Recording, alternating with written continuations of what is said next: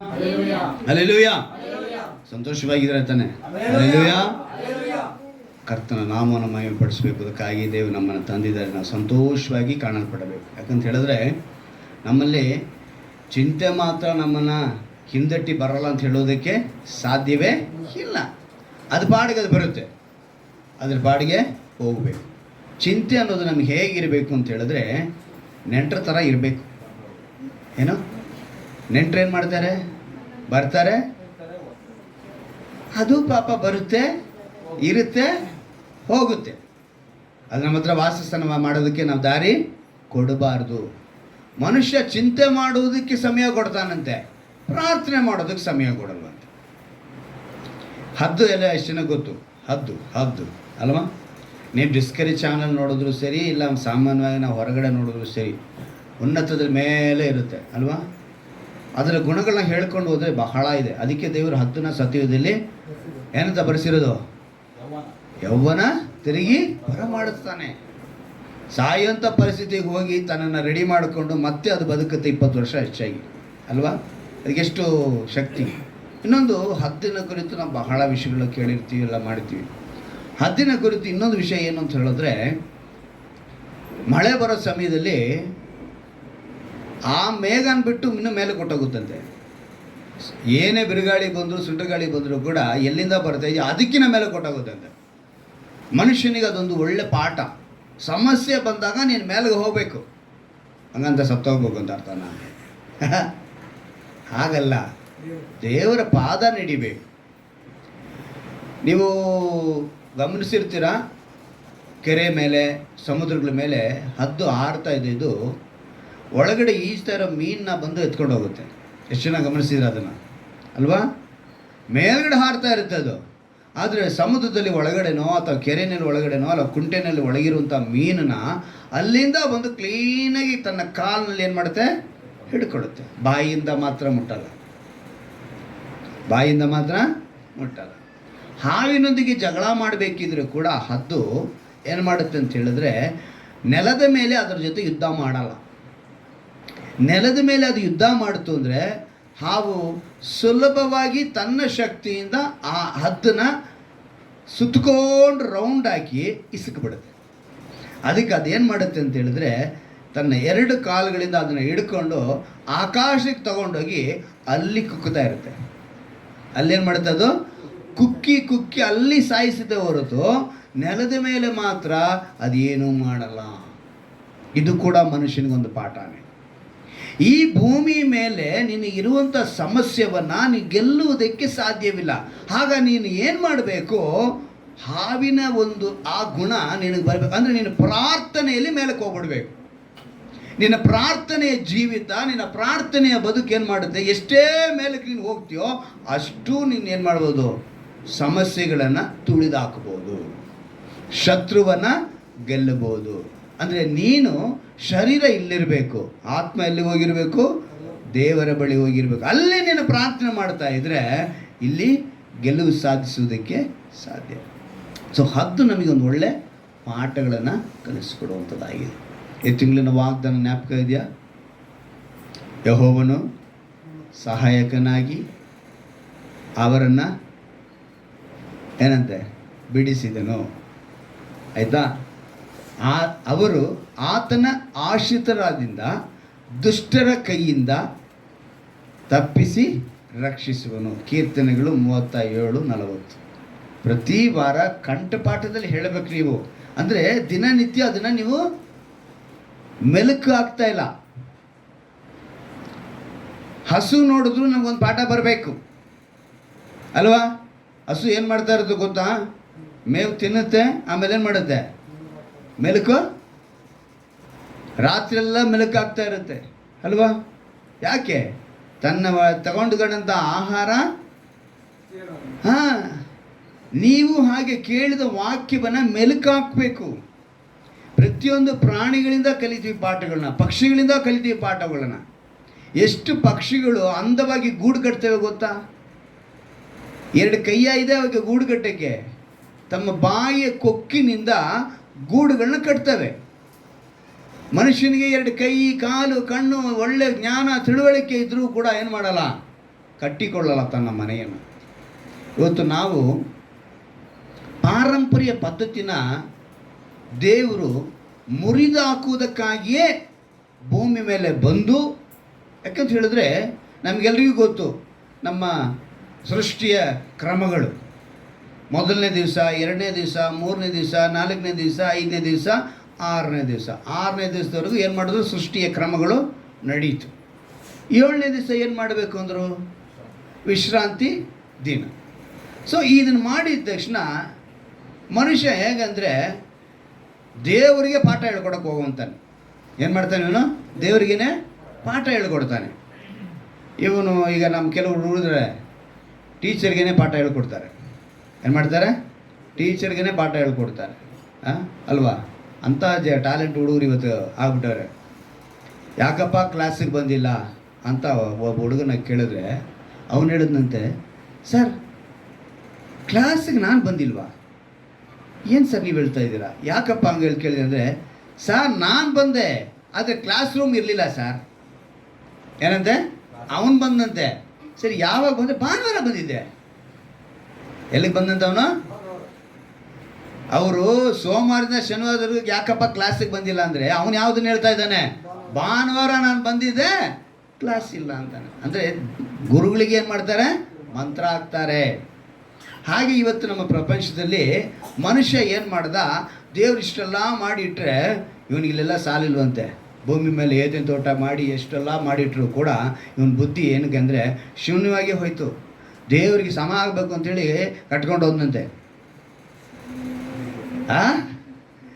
ಈಗ ಆ ಒಂದು ಕುರಿತೆ ಇವರು ಯಾರೋ ನಮ್ಮ ಇನ್ನೊಬ್ಬರು ಮಹಮ್ಮದಿಯರು ಒಂದು ಪಿಲ್ಲರ್ನ ಬೆಳೆಸ್ಕೊಂಡೋಗಿ ಅಲ್ಲಿ ಹೋಗಿ ಮೈಕ್ ಕಟ್ಟಿರ್ತಾನೆ. ಎಲ್ಲಿ? ಮೈಕ್ ಕಟ್ಟಕ್ಕೆ ಜಾಗನೇ ಇಲ್ಲ ಅವನಿಗೆ. ಎಲ್ಲಿಟ್ಟಿರ್ತಾನೆ ಅವನು? 120 ಅಡಿ ಮೇಲ್ಗಡೆ ಹೋಗ್ಬಿಟ್ಟು ಅಲ್ಲಿ ಹೋಗ್ಬಿಟ್ಟು ಕೂಗಬೇಕು. ಏನು? ಅಲ್ಲಿ ದೇವ್ರಿಗೆ ಇಮಿಡಿಯೇಟಾಗಿ ಹೋಗ್ಬಿಡೋದ? ಇಲ್ಲಿಂದ ಕೂಗಿದ್ರೆ ಹೋಗಲ್ಲ ಅನ್ನೋ ಲೆಕ್ಕಾಚಾರ. ನನಗೆ ದೇವ್ರಿಗೆ ಹೋಗ್ಬಿಡುವಾಗ ಅಲ್ಲಿಗೆ ಹತ್ರ ಅಂತ ಹೇಳಿ ಅವರು ಒಂದಿದು. ನಾವು ನಮ್ಮ ಜನ ಏನು ಮಾಡಿದ್ರು? ದೇವ್ರಿಗೆ ಸಮವಾಗಿ ಅಲ್ಲಿ ಹೋಗಿ ಪರಲೋಕದಲ್ಲಿ ಏನಿದೆ ನೋಡೇ ಬಿಡೋಣ ಅಂತೇಳಿ ಇಲ್ಲಿಂದ ಬೆಳೆಸ್ಕೊಂಡ್ಬಿಟ್ಟು ದೇವ್ರು ಬಂದು ನೋಡಿದ್ರಂತೆ, ಏನೇ ಮನುಷ್ಯ ಇಷ್ಟೊಂಥರ ಟ್ಯಾಲೆಂಟ್ ಆಗ್ಬಿಟ್ಟವನೆ, ಇವನ್ನ ಹಿಂಗೆ ಬಿಟ್ಟರೆ ಕಷ್ಟ ಅಂತೇಳಿ ಏನು ಮಾಡಿದ್ರು? ಆವಾಗಲೇ ಭಾಷೆಗಳನ್ನ ಉಂಟು ಮಾಡಿ ಆ ಒಬ್ಬನ ಭಾಷೆ ಒಬ್ಬನ ಇಟ್ಟಿಗೆ ತಗೊಂಬ ಅಂತ ಹೇಳಿದ್ರೆ ಕಲ್ಲು ತೊಗೊಂಬರೋದು, ಕಲ್ಲು ತೊಗೊಂಬ ಅಂದರೆ ಮಣ್ಣು ತೊಗೊಂಬರೋದು, ಹೀಗೆ ಏನು ತಾರತಮ್ಯ ಭಾಷೆಗಳಲ್ಲಿ ಬಂದು ಕೆಲಸ ನಿಂತೋಯ್ತು. ಮನುಷ್ಯ ಮತ್ತೆ ಕೆಳಗೆ ಬಂದ. ಈ ವಿಶ್ರಾಂತಿ ದಿವಸ ನಾ ಏನು ಮಾಡ್ದ? ಇವನು ದೇವ್ರು ಹೇಳಿದ್ದೇನು? 6 ದಿವಸ ಕೆಲಸ, 7ನೇ ದಿವಸ ವಿಶ್ರಾಂತಿ. ಈ ವಿಶ್ರಾಂತಿನ ಹೇಗೆ ನಾವು ಮಾಡಬೇಕು ಅಂತ ಹೇಳಿದ್ರೆ 6 ದಿವಸ ನಮಗೆ ಇಷ್ಟ ಬಂದಂಗೆ ಮನ ಬಂದಂತೆ ಹೆಂಗೆ ಬೇಕಾದ್ರೂ ಬದುಕಬೇಕು ಅಂತ ಹೇಳಿ ಬದುಕಿಬಿಟ್ಟು 7ನೇ ದಿವಸ ಬಂದು ಬಹಳ ಪವಿತ್ರತೆ. ನಾನು ಒಲೆ ಕೂಡ ಉರ್ಸಲ್ಲ ಸ್ವಾಮಿ. ಏನಂತ ಹೇಳ್ತಾನಂತೆ? ಒಲೆ ಕೂಡ ಉರ್ಸಲ್ಲಪ್ಪ. ನನ್ನ ಹಸುವಿಗೆ ಕೂಡ ನಾನು ನೀರನ್ನ ಸೇದಲ್ಲಪ್ಪ. ನಾನು ಸೌದೆ ಕೂಡ ಹೊಡೆಯೋಕ್ಕೆ ಹೋಗಲ್ಲಪ್ಪ ಅಂತ ಹೇಳಿಬಿಟ್ಟು 7ನೇ ದಿವಸ ಹಿಂಗೆ ಕುಂತ್ಬಿಡೋದು.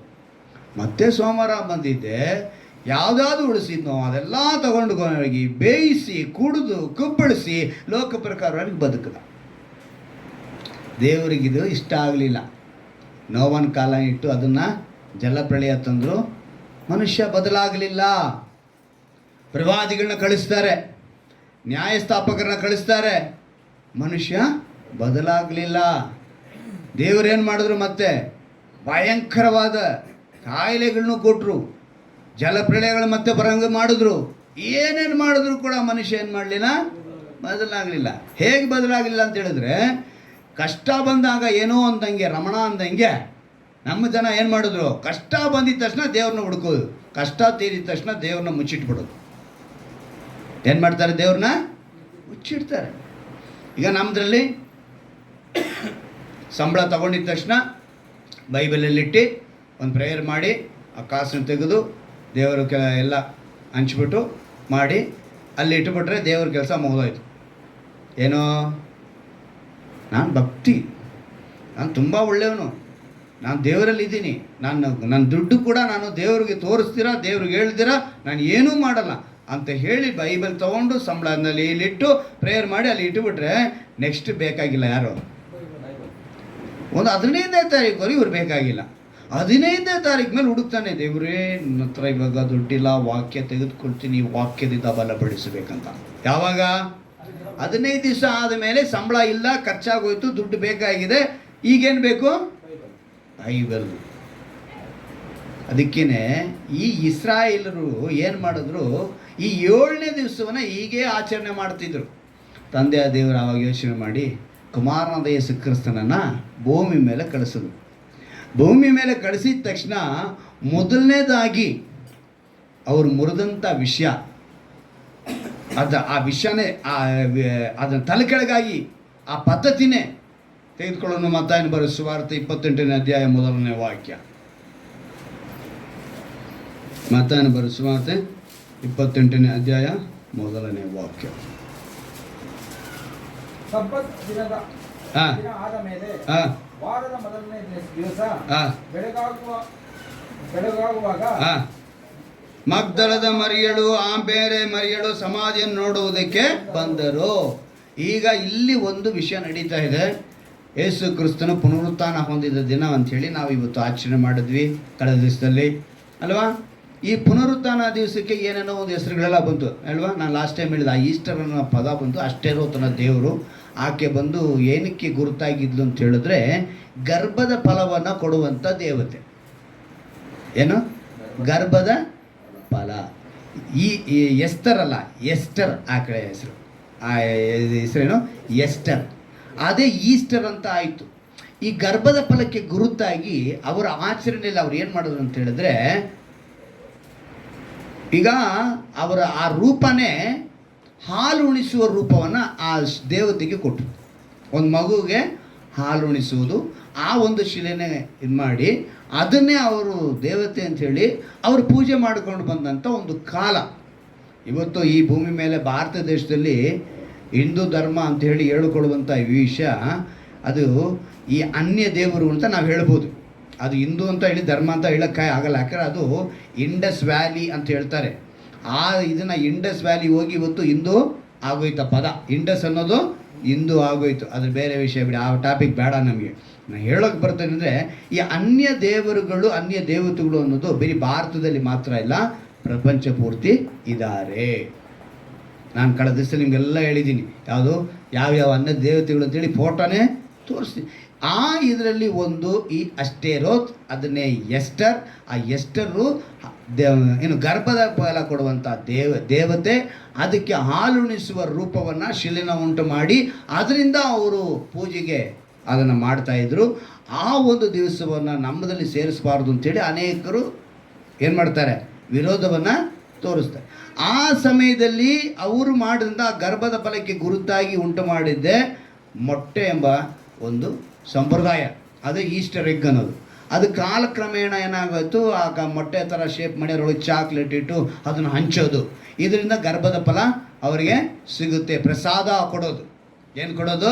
ಆ ದೇವತೆ ಮುಂದೆ ಮೊಟ್ಟೆಗಳನ್ನ ಮಾಡಿ ಆ ಮೊಟ್ಟೆನ ತೊಗೊಂಬಂದು ಕೊಟ್ಟರೆ ಆವಾಗಿಂದ ಮೊಟ್ಟೆ ಬೇರೆ. ಆದರೆ ಕಾಲಕ್ರಮೇಣ ಬದಲಾಗ್ತಾ ಮೊಟ್ಟೆ ರೂಪದಲ್ಲಿ ಒಳಗಡೆ ಚಾಕ್ಲೇಟ್ ತುಂಬಿಸ್ಬಿಟ್ಟು, ಈ ಜಮ್ಸ್ ಚಾಕ್ಲೇಟ್ ಇದೆಯಲ್ಲ ಆ ಥರ ಚಾಕ್ಲೇಟ್ಗಳು ತುಂಬಿಸಿ ಅದನ್ನು ಮಾರಿದ್ರು ಈಸ್ಟರ್ ಎಗ್ ಅಂತ. ಹೀಗೆ ಈ ಸಂಪ್ರದಾಯಗಳು, ಪದ್ಧತಿಗಳು ಬರ್ತಾಯಿತ್ತು. ಇವತ್ತಿನ ಅಂಶ ಅದನ್ನೇ. ದೇವರು ಪಾರಂಪರ್ಯವನ್ನು, ಪದ್ಧತಿನ ಮುರಿದಾಕುವುದಕ್ಕೇ ತಂದೆಯಾದ ದೇವರು ಕರ್ತನಾದ ಯೇಸು ಕ್ರಿಸ್ತನನ್ನು ಭೂಮಿ ಮೇಲೆ ಕಳಿಸೋದು. ಅವ್ರು ಭೂಮಿ ಮೇಲೆ ಬಂದಿದ್ದ ಕೂಡಲೇ ಅಲ್ಲಿ ನಡೆಯುವಂಥ ಮೊದಲನೇ ವಿಷಯ, ಬೆಳಗಾಗುವಾಗ ಮಗ್ದಲದ ಮರಿಯಳು ಮರಿಯಳು ಸಮಾಧಿಯನ್ನು ನೋಡುವುದಕ್ಕೆ ಬಂದರು. ಅಲ್ಲಿ ಬಂದು ಯಾರಿಲ್ಲ? ಯೇಸು ಇಲ್ಲ. ಈಗ ಇಲ್ಲಿ ಚೆನ್ನಾಗಿ ಗಮನಿಸಬೇಕು, ಈ ಸಂಘಟನೆ, ಈ ಘಟನೆ ನಡೆದ ಮೇಲೆ 7ನೇ ದಿವಸ ಯಾರ್ಯಾರು ಆರಾಧನೆಗೆ ಅಂತ ಹೋಗ್ತಾ ಇದ್ರು, ಸಬ್ಬತ್ತು ದಿವಸ. ಅದು ಯಾವುದದು? ನಾವು ಸಬ್ಬತ್ ದಿವಸ ಆರಾಧನೆ ಮಾಡ್ತಿಲ್ಲ. ನಾವು ಮಾಡ್ತಾ ಇರೋದು ಯಾವುದು? ಯಾವಾಗ ದೇವರ ಸೃಷ್ಟಿ ಕ್ರಮದಲ್ಲಿ 7ನೇ ಸ್ಥಳದಲ್ಲಿ ವಿಶ್ರಾಂತಿ ದಿವಸವಾಗಿ ಅದು ನನ್ನ ದಿವಸ ಅಂತ ತಂದೆಯಾದ ದೇವರು ಮಾಡಿದ್ರು, ಈ ಜನಗಳು ಆ ದಿವಸವನ್ನು ಹೇಗೆ ಕಾಲ ಕಳೀತಿದ್ರು. ಯಾಕಂದರೆ ವೀಕೆಂಡ್ ಅಂತ ಹೇಳಿಕೊಂಡು ನಮ್ಮ ಜನ ಏನು ಮಾಡಿದ್ರು, ಕುಡಿದು ಕುಪ್ಪಳಿಸುವಂಥ ಎಲ್ಲ ಕಾರ್ಯಗಳನ್ನ ಮಾಡಿಬಿಟ್ಟು ಆ 7ನೇ ದಿವಸ ಪರಿಶುದ್ಧರಾಗಿರಬೇಕು ಪ್ಲ್ಯಾನ್ ಮಾಡೋದು. ನೋಡಿದ್ರು ತಂದೆಯ ದೇವರು, ಓ ಇವ್ರನ್ನ ಬಿಟ್ಟರೆ ಇವ್ರು ನಮಗೆ ಪಾಠ ಹೇಳ್ಕೊಡ್ತಾರೆ ಅಂತೇಳಿ ಯೇಸು ಕ್ರಿಸ್ತನನ್ನು ಕರೆಸಿ ಅವರು ಏನು ಮಾಡಿದ್ರು, ಸತ್ತು ಅಂದರೆ ಸಬ್ಬತ್ ದಿನದ ಮಾರನೇ ದಿವಸ ಅವ್ರು ಏನು ಮಾಡ್ತಾರೆ, ಪುನರುತ್ಥಾನ ಒಂದು ಅಂದರೆ 7ನೇ ದಿವಸ ಆಗಿದ ತಕ್ಷಣ ವಾರದ ಮೊದಲನೇ ದಿವಸ. ಆ ವಾರದ ಮೊದಲನೇ ದಿವಸ ಇದ್ದಿದ್ದ ತಕ್ಷಣ ಅಪೊಸ್ತಲರಿಗೆ ಹೇಳಿ ಅಪೊಸ್ತಲರೆಲ್ಲ ಕೂಡಿ ಏನು ಮಾಡಿದ್ರು, 7ನೇ ದಿವಸನ ಕ್ಯಾನ್ಸಲ್ ಮಾಡಿ ವಾರದ ಮೊದಲನೇ ದಿವಸನೇ ದೇವ್ರನ್ನ ಹಿಡ್ಕೊಳ್ರಪ್ಪ. ಹಲ್ಲೆಲೂಯಾ. ಯಾವಾಗ ದೇವ್ರನ್ನ ಹಿಡಿಬೇಕಂತ, ಮೊದಲನೇ ದಿವಸನೇ ದೇವ್ರು ಹಿಡಿದು ಭಯಭಕ್ತಿಯಿಂದ ಬದುಕ್ರಿ ಅಂತೇಳಿ ಮೊದಲನೇದಾಗಿ ಅವರು ಮುರಿದದ್ದು ಯಾವುದು ಅಂತ ಹೇಳಿದ್ರೆ ಪಾರಂಪರ್ಯವನ್ನ, ಪದ್ಧತಿಯನ್ನು. ಇವತ್ತು ನೀನು ನಾನು ಇವತ್ತು ಭಾನುವಾರ ಆರಾಧನೆ ಮಾಡ್ತೀವಿ ಅಂತ ಹೇಳಿದ ಕಾರಣ ಏನು ಅಂತ ಹೇಳಿದ್ರೆ, ತಂದೆಯಾದ ದೇವರು ವಿಶ್ರಾಂತಿ ದಿವಸ ಕೊಟ್ಟು ನೀವು ಚೆನ್ನಾಗಿರಿ ಅಂತ ಹೇಳಿದ್ರೆ ಆ ದಿವಸ ಮಾತ್ರ ಪರಿಶುದ್ಧತೆ ನಾವು ಕಾಯ್ದುಕೊಳ್ತೀವಿ ಅಂತೇಳಿ ಮಿಕ್ಕಿದ ದಿವಸವೆಲ್ಲ ಇವರು ಪಾಪದಲ್ಲಿ ತುಂಬಿದ ನಿಮಿತ್ತ ಈ ಜನಗಳನ್ನು ಬದಲಾಯಿಸುವುದಕ್ಕಾಗಿ ಕ್ರಿಸ್ತನನ್ನು ಕಳಿಸಿ ಕ್ರಿಸ್ತನ ಏನು ಮಾಡಿದ್ರು, ಈ ಪದ್ಧತಿಯನ್ನು ಮುರಿದಾಕಿ ಇವರು ವಾರದ ಮೊದಲನೇ ದಿವಸನೇ ನನ್ನೊಂದಿಗೆ ಇರಬೇಕು ಅಂಥೇಳಿ ಯೇಸು ಕ್ರಿಸ್ತನು ನಮ್ಮ ಮೇಲೆ ಇಟ್ಟಂಥ ಪ್ರೀತಿಯನ್ನು ತೋರಿಸುವಂಥ ದಿನವೇ ವಾರದ ಮೊದಲನೇ ದಿವಸ. ಪದ್ಧತಿಯನ್ನು, ಆಚಾರಗಳನ್ನು ಅವರು ಮುರಿದಾಕಿದರು.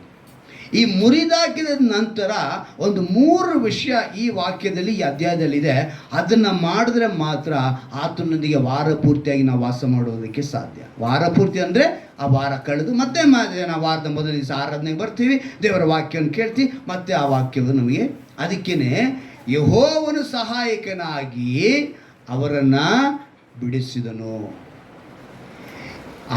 ಅವರು ಆತನ ಆಶ್ರಿತರಾದ್ದರಿಂದ ದುಷ್ಟರ ಕೈಯಿಂದ ತಪ್ಪಿಸಿ ರಕ್ಷಿಸಿದನು. ಈ ವಾಗ್ದಾನ ಕೊಟ್ಟಿರೋದು ಅದಕ್ಕೇನೆ, ನಮ್ಮನ್ನು ರಕ್ಷಿಸ್ತಾರೆ, ಇಂಥ ದುಷ್ಟಗಳಿಂದ ನಮ್ಮನ್ನು ರಕ್ಷಿಸ್ತಾರೆ, ಅಪನಂಬಿಕೆಯಿಂದ ನಮ್ಮನ್ನು ರಕ್ಷಿಸುವ ದೇವರಾಗಿದ್ದಾರೆ.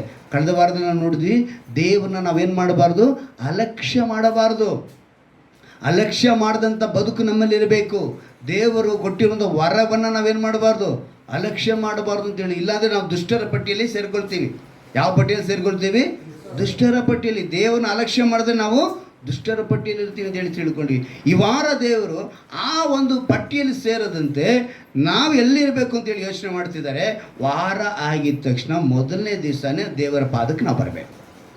ಬಂದು ಆ ದಿವಸವನ್ನು ಆರಂಭಿಸಿ ಆ ದಿನ ವಾರ ಪೂರ್ತಿಯಾಗಿ ದೇವರೊಂದಿಗೆ ಕಾಲ ಕಳೆಯುವುದಕ್ಕೆ ಈ ವಾಕ್ಯದೊಂದಿಗೆ ನಾವು ಇರಬೇಕು. ಈಗ ಇಲ್ಲಿ ಏನು ನಡೀತು ಒಂದು ಘಟನೆ ಅಂತ ನೋಡುವಾಗ, ಈ ಒಂದು ವಾರದ ಮೊದಲನೇ ದಿವಸ ಮರಿಯಳು ಮತ್ತು ಬೇರೆ ಮರಿಯಳು ಎಲ್ಲಿಗೆ ಬಂದ್ರಂತೆ, ನೋಡುವುದಕ್ಕೆ ಬಂದರು ಅಂತ ಬರೆಯಲ್ಪಟ್ಟಿದೆ. ಏನಂತ ಬರೆಯಲ್ಪಟ್ಟಿದೆ? ಅವರು ಅವತ್ತು ಸಮಾಧಿಯನ್ನು ನೋಡೋದಕ್ಕೆ ಬಂದರು. ಇವತ್ತು ನೀನು ನಾನು ಸಭೆ ಎಂಬ ಸ್ಥಳದಲ್ಲಿ ದೇವರನ್ನು ನೋಡುವುದಕ್ಕೆ ಬರಬೇಕು. ಹಲ್ಲೆಲೂಯಾ. ಎಲ್ಲಿಗೆ ಬರಬೇಕು ನಾವು? ಸಭೆ ಎಂಬ ಸ್ಥಳಕ್ಕೆ ದೇವರನ್ನ ನೋಡುವುದಕ್ಕೆ ಬಂದರು. ಆದರೆ ಅವರು ಅವತ್ತಿನ ದಿವಸದಲ್ಲಿ ಸಮಾಧಿಯಲ್ಲಿ ಇರಲಿಲ್ಲ. ಅವರೇನಾಗಿದ್ದರು, ಜೀವಂತವಾಗಿ ಎದ್ದು ಬಂದು ಮೇಲ್ಗಡೆ ಅವರಿಗೆ ತೋರಿಸಿಕೊಟ್ರು. ಇವತ್ತು ಸತ್ತಂತ ನಮ್ಮ ಬದುಕಿನಲ್ಲಿ ಅವರು ಬದುಕದೆ ಜೀವಂತವಾಗಿ ಎದ್ದು ಬಂದು ನಮ್ಮಲ್ಲಿ ಬದುಕಬೇಕಂತ ಸಭೆ ಎಂಬ ಶಿರಸ್ಸಾಗಿ ಸಭೆಯಲ್ಲಿ ಅವರು ವಾಸ ಮಾಡೋರಾಗಿದ್ದಾರೆ. ಹಲ್ಲೆಲೂಯಾ. ನಾವು ಸಭೆಗೆ ಬಂದಾಗ ಶಿರಸ್ಸಾಗಿ ನಾವು ಆ ಶಿರಸ್ಸಿಗೆ ಅಂಗಾಂಗಗಳಾಗಿ ದೇವರೊಂದಿಗೆ ವಾಸ ಮಾಡುವುದಕ್ಕೆ ಸಾಧ್ಯ. ಅಂದರೆ ಇವರು ನೋಡುವುದಕ್ಕೆ ಬಂದರು. ಇವತ್ತು ನಾವು ಏನೇನೋ ನೋಡೋದಕ್ಕೆ ಪ್ರಯತ್ನ ಮಾಡ್ತೀವಿ ವಾರ ಪೂರ್ತಿ, ಆದರೆ ದೇವರು ನೋಡೋದಕ್ಕೆ ಬರಬೇಕು ಅಂತ ಹೇಳಿದ್ರೆ ನಮಗೆ ಸಮಯ ಇಲ್ಲ. ನಮಗೆ ಆ ದಿವಸದಲ್ಲಿ ಅನೇಕ ವಿಧವಾದ ಕಮಿಟ್ಮೆಂಟ್ ಅಂತೀವಿ. ಏನಂತೆ? ಕಮಿಟ್ಮೆಂಟ್ ಪ್ರತಿಯೊಂದು. ಆದರೆ ಎಲ್ಲ ವಿಷಯದಲ್ಲೂ ಆ ಕಮಿಟ್ಮೆಂಟ್ಗೆ ನಾವು ಚಾಚು ಚಪ್ಪದೆ ಏನು ಮಾಡ್ತೀವಿ, ಹೋಗ್ತೀವಿ. ಆದರೆ ದೇವರ ವಿಷಯದಲ್ಲಿ ಮಾತ್ರ ನಮಗೇನಿಲ್ಲ, ಅಲಕ್ಷ್ಯ ಬರುತ್ತೆ. ಅವ್ರು ನಾವೇನಾಗ್ತೀವಿ, ದೇವರ ಲೆಕ್ಕ ಕೊಡಬೇಕು.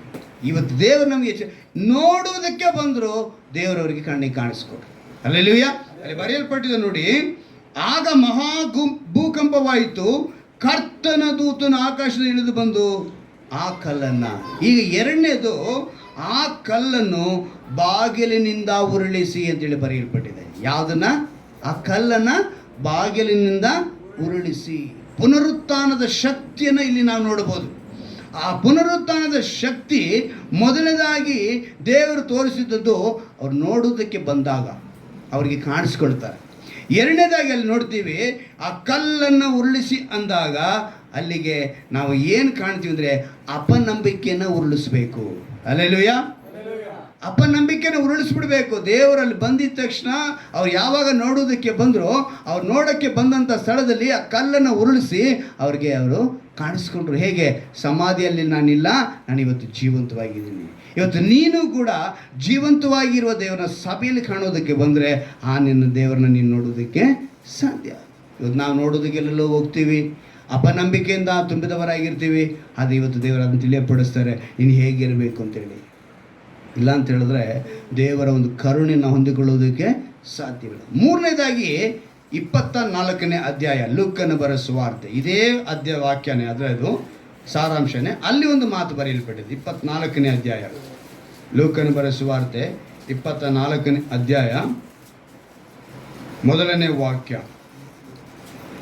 ಆ ಸ್ತ್ರೀಯರು ಹಾ ಸಬ್ಬತ್ತಿನದಲ್ಲಿ ಹಾ ಧರ್ಮ ನಿಯಮದ ಪ್ರಕಾರ ಹಾ ವಿಶ್ರಮಿಸಿಕೊಂಡು ಹಾ ವಾರದ ಮೊದಲನೆಯ ದಿವಸದಲ್ಲಿ ಹಾ ಇನ್ನು ಮೊಬ್ಬಿರುವಾಗ ಹಾ ತಾವು ಸಿದ್ಧ ಮಾಡಿದ ಹಾ ಸುಗಂಧ ದ್ರವ್ಯಗಳನ್ನು ತೆಗೆದುಕೊಂಡು ಹಾ ಸಮಾಧಿಗೆ ಬಂದರು. ಸಾಕು. ಇವ್ರು ಏನು ತೆಗೆದುಕೊಂಡು ಬಂದ್ರಂತೆ? ಸುಗಂಧ ದ್ರವ್ಯ. ಈ ಸುಗಂಧ ದ್ರವ್ಯನ ಯಾವಾಗಲೂ ದೇವರು ಯಾವುದಕ್ಕೆ ಹೋಲಿಕೆ ಮಾಡಿದ ಅಂತ ಹೇಳಿದ್ರೆ ನಮ್ಮ ಸಾಕ್ಷಿಯ ಬದುಕಿಗೆ ಹೋಲಿಕೆ ಮಾಡಿದ್ದಾರೆ. ಯಾವುದಕ್ಕೆ? ಈಗ ಈ ಸ್ತ್ರೀಯರು ಏನೇ ತೆಗೆದುಕೊಂಡು ಬಂದ್ರಂತೆ? ಸುಗಂಧ ದ್ರವ್ಯ. ಎಲ್ಲಿಗೆ ಬಂದರು? ಸಮಾಧಿ ಹತ್ರ. ಈಗ ಆ ಸಮಾಧಿನ ನಾವು ಯಾವುದಕ್ಕೆ ದೇವರು ಹೋಲಿಕೆ ಮಾಡಿ ಹೇಳಿದ್ರು? ಸಭೆಗೆ. ಸಭೆ ಹತ್ರ ನೋಡೋದಕ್ಕೆ ಬಂದಾಗ ದೇವರವ್ರಿಗೆ ಕಾಣಿಸಿಕೊಂಡಂಥ ದೇವರಿಗೆ ಅವ್ರು ಏನು ತಗೊಂಡು ಬಂದಿರಂತೆ? ಸುಗಂಧ ದ್ರವ್ಯ. ಇವತ್ತು ನಿನ್ನ ಸಾಕ್ಷಿಯ ಬದುಕು ನೀನು ಸಭೆಗೆ ಬಂದಾಗ ಇರಬೇಕು. ಹಲ್ಲೆಲೂಯಾ. ಇವತ್ತು ನಮ್ಮ ಸಾಕ್ಷಿ ಅನೇಕರಿಗೆ ಪ್ರಯೋಜನವಾಗಿರಬೇಕು. ಅದನ್ನು ದೇವರು ನೋಡಿಸ್ತಾರೆ. ಸುಗಂಧ ಇವತ್ತು ಯಾರನ್ನ ನೀವು ಸೆಂಟ್ ಹಾಕ್ಕೊಂಡು ಹತ್ರ ಹೋಗಿ ನಾನು ಸೆಂಟ್ ಹಾಕಿದ್ದೀನಿ ನೋಡಿ ನೋಡಿ ಅಂತ ಹೇಳ್ಬೇಕಾ? ನೀನು ಬರ್ತಿದ್ದಂಗೆ ಏನು ಗೊತ್ತಾಗ್ತೈತೆ? ಸೆಂಟ್ ಹಾಕಿದ್ಯಾ ಅಂತೆ. ಯಾವ ಸೆಂಟ್ ಹಾಕಿದ್ಯಾ ಅಂತೇಳಿ ಎಲ್ಲರಿಗೂ ಗೊತ್ತಾಗುತ್ತೆ ಅಲ್ವಾ? ಸೆಂಟ್ ಹಾಕಿರೋರನ್ನ ನೀವು ಕರೆದು ನೀವು ಇದೆಯಾ ನೋಡು, ವಾಸನೆ ಇದೆಯಾ ನೋಡು ಅಂತ ಹೇಳ್ಬೇಕಾದ್ರೆ ಅವಶ್ಯಕತೆ ಇಲ್ಲ. ಹಾಗೆ ನಮ್ಮ ಸಾಕ್ಷಿಯ ಬದುಕು ನೀನು ಯಾರಿಗೂ ನೀನು ಹೋಗಿ ಹೇಳ್ಬೇಕಾಗಿಲ್ಲ. ನಿನ್ನ ನೋಡಿದ ತಕ್ಷಣ ಅವ್ರಿಗೇನು ಗೊತ್ತಾಗಬೇಕು? ಸಾಕ್ಷಿಯ ಬದುಕು. ಇದು ಪುನರುತ್ಥಾನದ ಶಕ್ತಿ. ದೇವರು ಆಚಾರಗಳನ್ನು, ಪದ್ಧತಿಗಳನ್ನು, ಪಾರಂಪರ್ಯವನ್ನು ಮುರಿದಾಕುವುದಕ್ಕೆ ಯೇಸು ಕ್ರಿಸ್ತನ ಭೂಮಿ ಮೇಲೆ ಬಂದಿದ್ದು. ಅಪನಂಬಿಕೆಯನ್ನು ತೆಗೆದುಹಾಕಬೇಕು. ಆ ಕಲ್ಲನ್ನು ಉರುಳಿಸ್ಬೇಕು ನಿಮ್ಮಿಂದ. ನೀವು ನೋಡೋದಕ್ಕೆ ಬಂದಾಗ ಆ ಕಾರ್ಯ ನಡೆಯುತ್ತೆ, ನಂಬಿಕೆಯನ್ನು. ಮೂರನೇದಾಗಿನೇ ಹೇಳಿದವರು ಏನು? ಸುಗಂಧ ದ್ರವ್ಯ. ನೀವು ದೇವರ ಬಳಿ ಬಂದಾಗ ಸಾಕ್ಷಿಯಾಗಿ ಇರಬೇಕು. ಇವತ್ತು ಮನುಷ್ಯ ಏನೇನೋ ಮಾಡೋಕ್ಕೆ ಪ್ರಯತ್ನ ಮಾಡ್ತಾನೆ, ಆದರೆ ಸಾಕ್ಷಿ ಬದುಕೋದಕ್ಕೆ ಪ್ರಯತ್ನ ಮಾಡಲ್ಲ. ಮತ್ತಾಯನ ಬರೋ ಸುವಾರ್ತೆ ಒಂದು ಅಮೂಲ್ಯವಾದ ಮಾತು ಬರೆಯಲ್ಪಟ್ಟಿದೆ 5ನೇ ಅಧ್ಯಾಯದಲ್ಲಿ. ಮತ್ತಾಯನ ಬರೋ ಸುವಾರ್ತೆ 5ನೇ ಅಧ್ಯಾಯ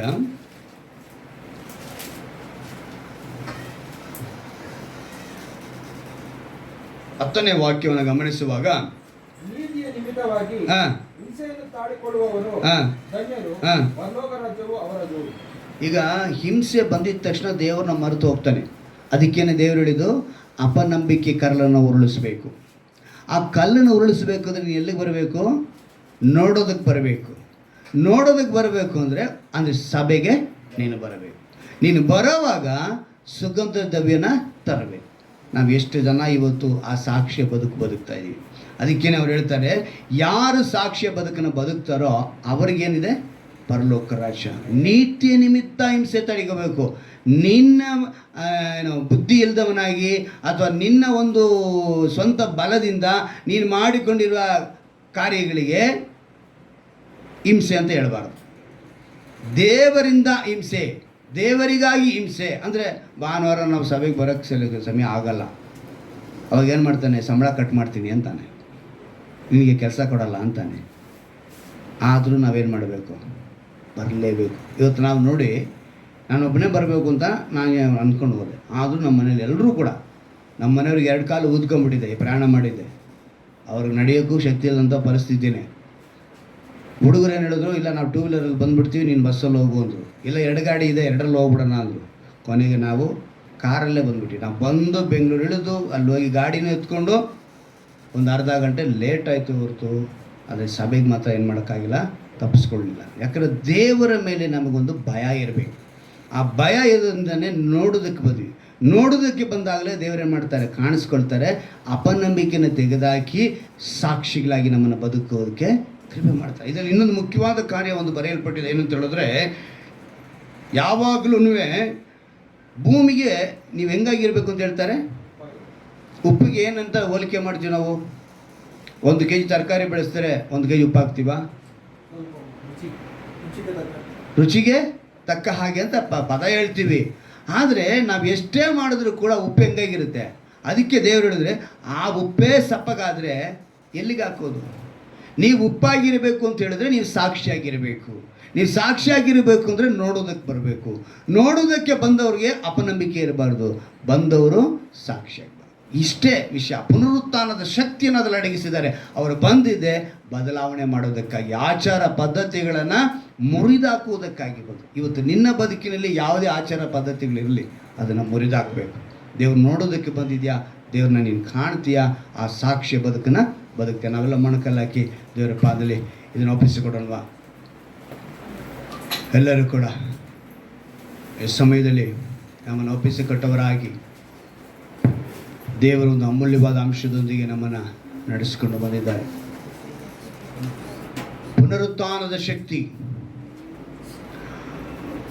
ಪುನರುತ್ಥಾನವು ಅನೇಕ ಕಾರ್ಯಗಳನ್ನು ಮುರಿದಾಕುವುದಕ್ಕೆ ಯೇಸು ಕ್ರಿಸ್ತನನ್ನು ಭೂಮಿ ಮೇಲೆ ಕರೆಸಿತು ತಂದೆಯಾದ ದೇವರು.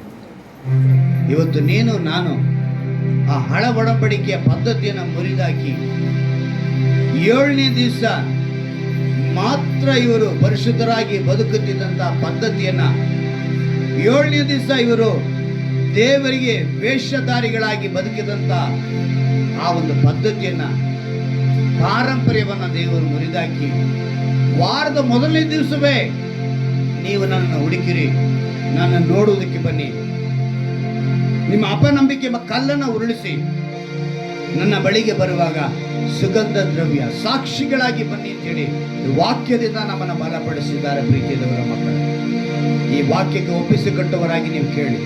ಯೆಶಯ್ಯ ಈ ಆರಾಧನೆಯಲ್ಲಿ ನಾವು ಕೇಳಿದ ವಾಕ್ಯಕ್ಕೆ ನಮ್ಮನ್ನು ಒಪ್ಪಿಸಿಕೊಡುತ್ತೇವೆ. ಬಿಡದೆ ನಮ್ಮನ್ನು ಕೃಪೆಯಿಂದ ತುಂಬಿಸಿ. ಸ್ತೋತ್ರ ರಾಜ, ಸ್ತೋತ್ರ. ಯಾರ್ಯಾರು ಈ ವಾಕ್ಯಕ್ಕೆ ಒಪ್ಪಿಸಿಕೊಡುತ್ತಿದ್ದಾರೋ ಎಲ್ಲರೂ ಸಹ ಕರ್ತನೆ ಈ ವಾರ್ತೆಯ ಮೊದಲನೆಯ ದಿವಸವನ್ನು ಅಗಮ್ಯವಾಗಿ ಆಚರಿಸುವಂತೆ, ಭಯಭಕ್ತಿಯಿಂದ ಆಚರಿಸುವಂತೆ, ನಿನ್ನ ನೋಡುವುದಕ್ಕೆ ಬರುವಂತೆ, ನಿನ್ನ ಹುಡುಕಿ ಕರ್ತನೆ ಅಂದು ಮರಿಯಳಿಗೂ ಮಗ್ದಲದ ಮರಿಯಳಿಗೂ ನೀನು ಕಾಣಿಸಿಕೊಂಡಂತೆ ಪ್ರತಿಯೊಬ್ಬರಿಗೆ ಸಭೆಗೆ ಬಂದಾಗ ಕಾಣಿಸಿಕೊ. ಅದು ಮಾತ್ರವಲ್ಲ ರಾಜ, ಸಾಕ್ಷಿಗಳಾಗಿ ಬದುಕುವಂತೆ ಕೃಪೆ ಮಾಡಿ. ಈ ವಾಕ್ಯದ ಆಶೀರ್ವಾದ, ಈ ಆರಾಧನೆ ಆಶೀರ್ವಾದ ಯೇಸು ಕ್ರಿಸ್ತನ ನಾಮದಲ್ಲಿ ಪ್ರತಿಯೊಬ್ಬರಿಗೆ ಉಂಟಾಗಲಿ ನಾನು ಪ್ರಾರ್ಥಿಸ್ತೇನೆ. ಯಾವ ಸಮಯದಲ್ಲಿ ಯಾವ ಗಳಿಗೆಯಲ್ಲಿ ಕೇಳಿದರೂ ಕೂಡ ಕರ್ತನೆ ಈ ಆರಾಧನೆ ಆಶೀರ್ವಾದ, ಈ ವಾಕ್ಯದ ಆಶೀರ್ವಾದ ಯೇಸು ಕ್ರಿಸ್ತನ ನಾಮದಲ್ಲಿ ಉಂಟಾಗಲಿ ನಾನು ಪ್ರಾರ್ಥಿಸ್ತೇನೆ. ನಡೆಸು, ಆಶೀರ್ವದಿಸು. ದೇವರ ಕೃಪೆ ಸದಾಕಾಲ ಇರಲಿ. ಯೇಸುವಿನ ನಾಮದಲ್ಲಿ ಪ್ರಾರ್ಥಿಸ್ತೇನೆ.